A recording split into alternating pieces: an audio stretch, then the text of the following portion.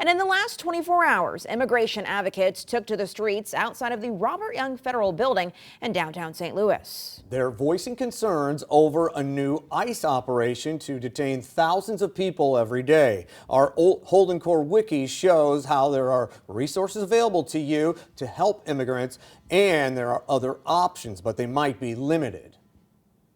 Monday started as a typical day for immigration attorney Jessica Mayo, but she says that changed around 4:30. One of my clients received a text instructing him to report to ICE.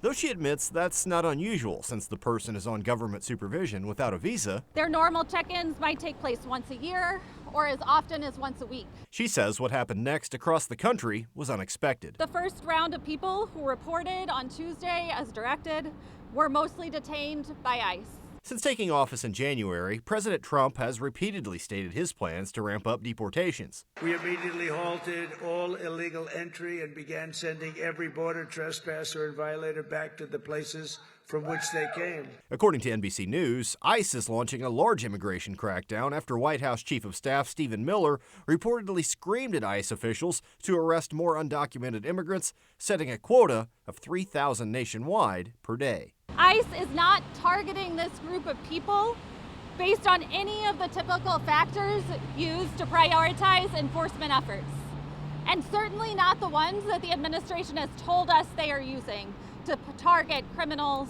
or gang members.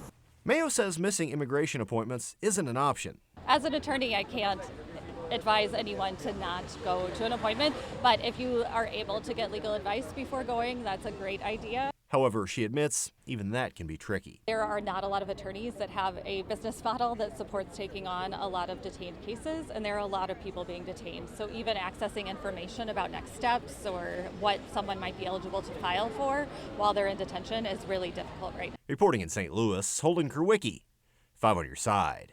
Okay, so if you're unable to afford an immigration attorney, there are options to have immigration advocates attend ICE hearings. For more information, look for this story under the As Seen on TV section.